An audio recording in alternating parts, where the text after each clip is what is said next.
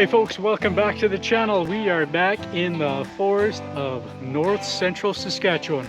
I've been super busy the last month or so. Been doing a lot of guiding and family stuff, so I haven't had time to do any chicken hunting, any fishing, or any filmmaking. So today it is an awesome day to get out to do some grouse hunting. Today we're only going to be targeting the spruce grouse because the rough grouse numbers are really poor. I maybe shot like 2 since I started hunting this season, so I'm not even going to be trying to take any pokes at any rough grouse if I see any.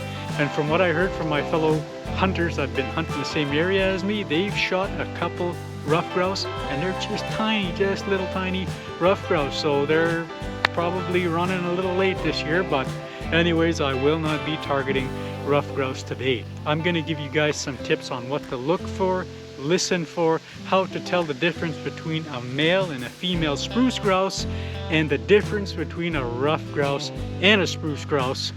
And if you're just getting into grouse hunting, I'm going to give you guys a tip on a tool that you should have in your bag to make your hunt just a little bit more successful. And it'll be a lot easier to find these birds with this tool. And all of that is happening right now. We got a spruce grouse in here. There he goes. He won't go far. He just went up in a tree here. And he's right in a good spot too, right in the sun, so that way you can see the shadow of his body and you get a good idea where he is. And I can see him right here. Just put the bead above his head, then you get him. We have it. All right, here we go. There was only one in here. And this one here, this is a young male spruce grouse. See just above his eyes here. I don't know if the camera will pick it up, but he's just growing in the red above his eyes. Yeah.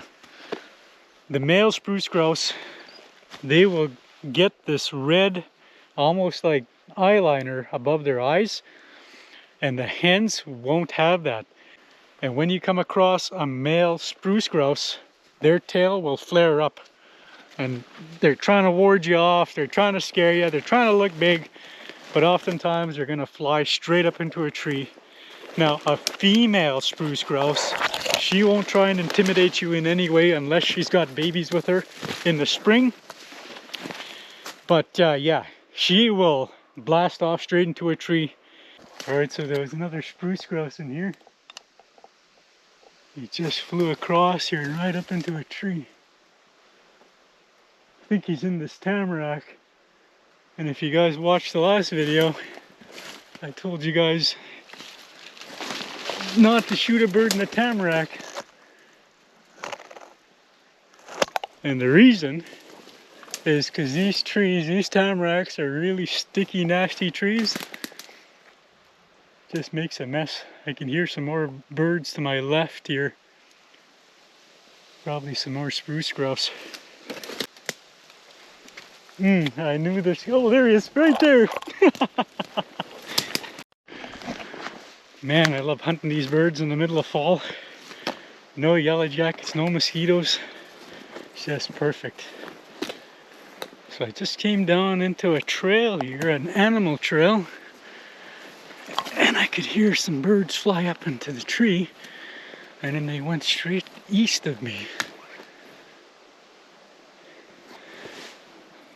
So keep in mind when you're hunting spruce grouse, when they fly up to a tree, if they take off a little further than you expected, just go look in the direction that you've seen them go, because they're not going to fly very far. And they're a lot of fun to hunt. And when they land in a tree, they will not move. Even if you're right under them, they're not going to move one bit. Alright guys, so if you can see a bird here in one of the trees up above me, let me know in the comments. It happened a few times before. I walked right under a bird and I couldn't even see him. but a few of you picked it up on the video. I know that bird is here. He ain't moving. Well, I know that bird's there somewhere. He just ain't moving. Oh. Looks like we got an old campsite here maybe. Some old cans sitting there.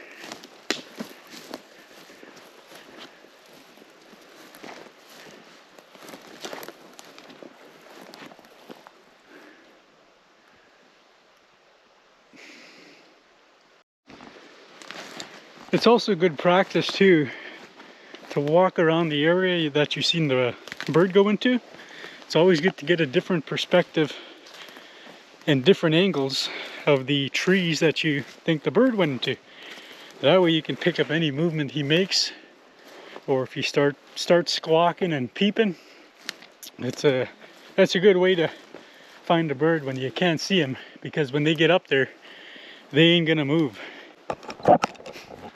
And I'm just about done looking for this guy here. Don't want to waste too much time looking around here for him. It was definitely a male though, you can tell from his tail feathers. Generally the spruce grouse hen has a smaller tail, like a shorter tail than a male spruce grouse. Okay, let's keep heading down the road here and see if we can't find some more birds here. Go off here.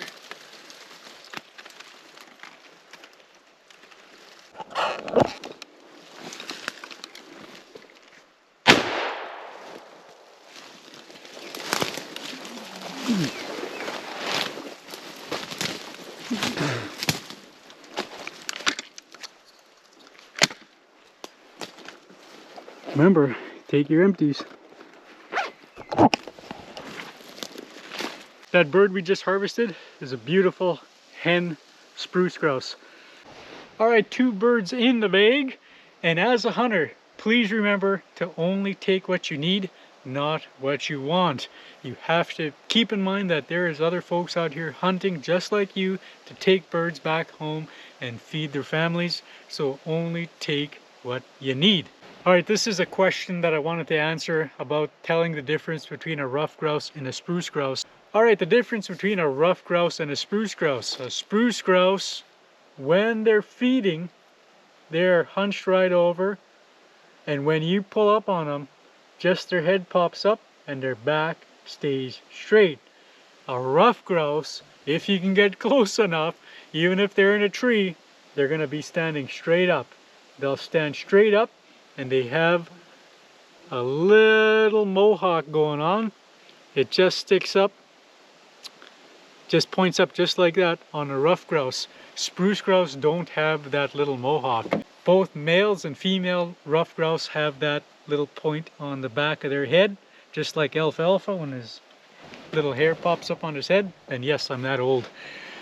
Now, telling the difference from a long ways away, well, that's where that tool is going to come in handy that I mentioned, and that tool that'll make your hunts a lot better and probably more successful is a good pair of binos. So when you're hunting these birds, whether you're on your quad, your side-by-side, or in your truck, or you're walking down a trail, just stop, take a peek, take a gander, see what's out there, because it is very, very important that you see that bird before he sees you, especially a ruffed grouse, because a ruffed grouse, as soon as he sees you, he is gone. That roughie will not go straight up into a tree like a spruce grouse does. As soon as they see ya or hear ya, it's over. So you gotta have a quick response, get that beat on him, pull the trigger. It is not very hard to tell the difference between a ruffed grouse and a spruce grouse. Another easy difference, if you're close enough, is the color. The spruce grouse is darker than a ruffed grouse. A ruffed grouse will be brown with white tips, and a ruffed grouse tail is a lot bigger than a spruce grouse. Spruce grouse are darker. Ruffed grouse are all brown with white bellies. So depending on where you are, it is very important to know if you're shooting a ruffed grouse or a spruce grouse, because I found that in some places you cannot shoot a spruce grouse because you can get into trouble and pay some fines.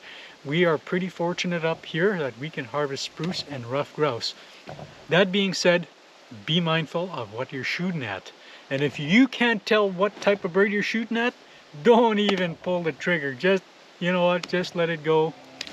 And when it comes to firearms and ammunition, the tip that I have for that is 410, 20 gauge, 28 gauge, 12 gauge. I love shooting the shotgun because it drops that bird right away. The bird does not suffer, and you can get a good clean kill shot on the bird. And where I'm hunting, the thick brush, I like to use a number 6 with a modified choke. That is my go-to combo when it comes to hunting these birds. Now this 12 gauge that I'm using, it's a single shot Bicol SSR 12 gauge. It has a full choke on it, which is why I am putting the bead above the bird's head so I don't obliterate the meat. And it's working for me. Now some of you might be saying, oh, what about the 22? Well, you can use a 22 if that's all you have, but if you're getting into it, if you're just getting into hunting and you have a 410, a 12 gauge or a 20 gauge, or if you know of someone who has one, I'm going to recommend using that with a number 6 or number 8 target load, because you know when you hit that bird is dispatched right then and there. Then you can go and retrieve your bird pretty easy. And always remember where you're placing your shot. When you're in a wooded area like I am, always try and remember where the road is behind you, or where there's a slough, there's marsh, because you don't want to be shooting a bird across or alongside a road. And if you're in the bush, always try and remember where the slough and the muskeg is, because if you get into that type of area and you shoot that bird and he flies down in there, it's going to be hard to retrieve your bird.